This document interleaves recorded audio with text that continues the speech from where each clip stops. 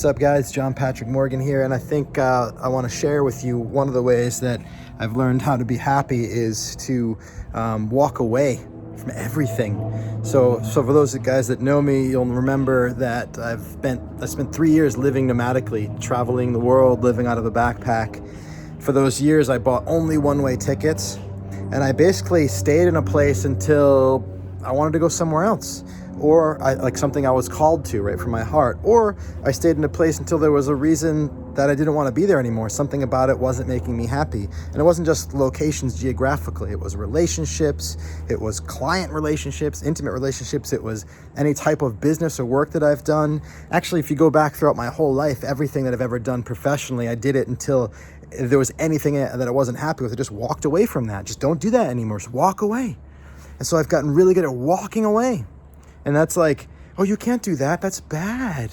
That's not the right way to live. And there's so much suffering, psychological, emotional suffering, because people live under the ideas from a culture and a society that are essentially a prison for them. So people can tell me that it's not right to walk away from things, but then I can do that anyway if I don't agree with that idea, and I can be free to do that. Let me walk away from that idea. Let me just learn to walk away from things.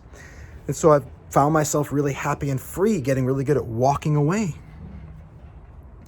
And there's another side to that coin, right? Somebody who's always walking away, whenever something doesn't make them happy, is always walking, right? So I became a perpetual traveler, moving from one place to the next, going from one business to the next, one industry to the next. Always walking away means I'm always walking. And so there's a consequence, there's a cost to always walking.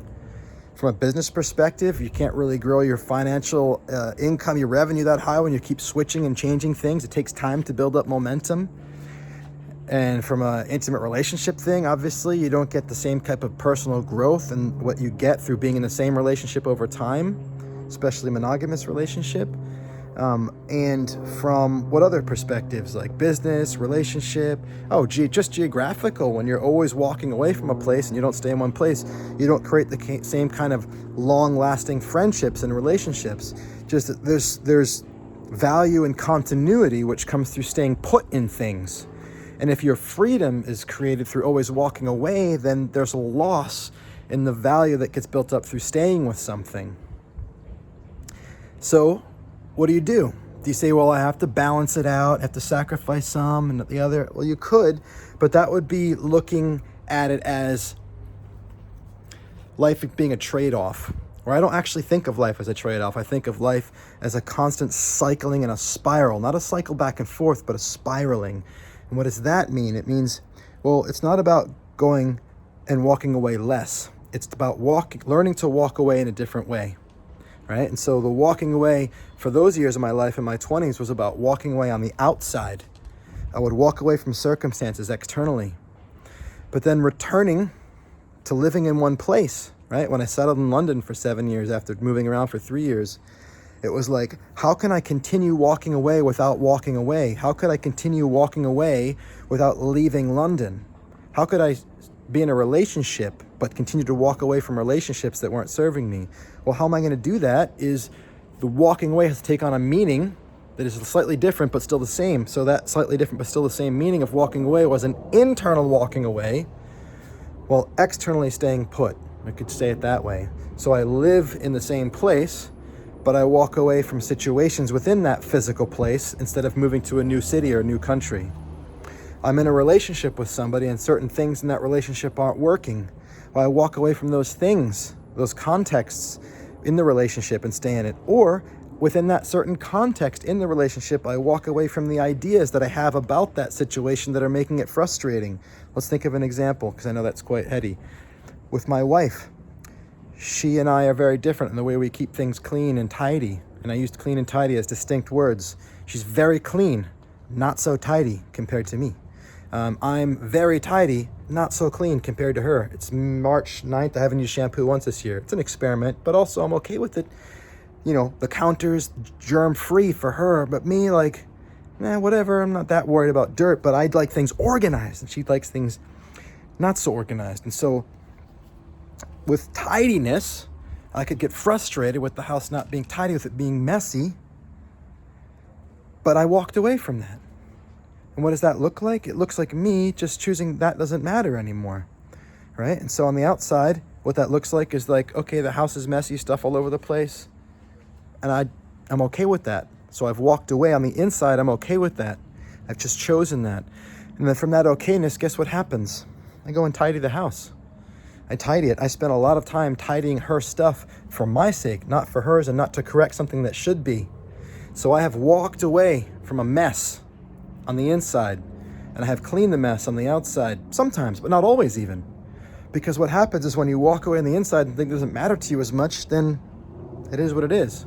So what is this? This is a way of saying letting go. Haven't we heard this before? Yeah, we have heard it before. But if you can develop the capacity to do something on the outside with your physical body in the world, and that looks like it's not the real thing, if you think that it's not the real thing, then you cut off the possibility that that external capacity to do something can be a resource for how to do that internally, right? So it's not that it's wrong. It can be useful if you say, well, I already know how to do that. How you have your relationship to the thing is what gives you access to using it in a more nuanced way.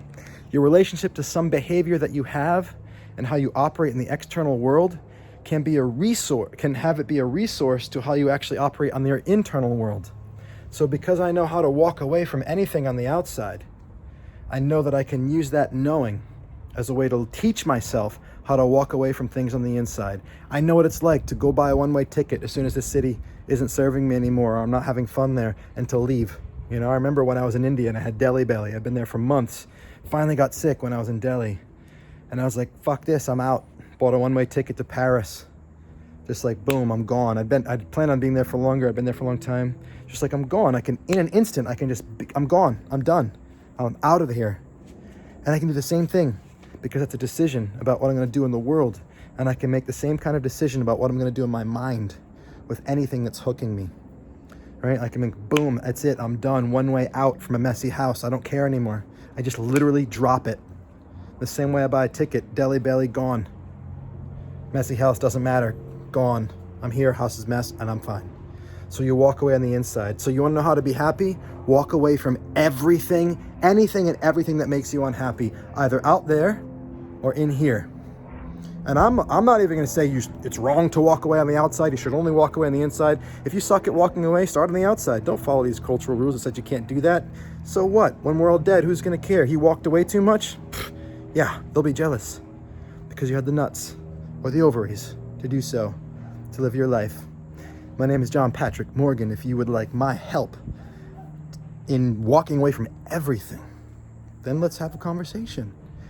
We can do that on a weekly basis, actually, in Creator Circle. I spend a year with people, helping them upgrade their way of thinking about themselves and the world that impacts their experience of reality, which creates their emotional state and their fearlessness and their freedom, and which gives rise automatically to ways of acting and being that actually make a difference in the world, that lead to the results that they want in their life. This is about getting shit done, making shit happen, and enjoying every moment of it. If you'd like help with that, join my Creator Circle, reach out to me, send me an email, click the link.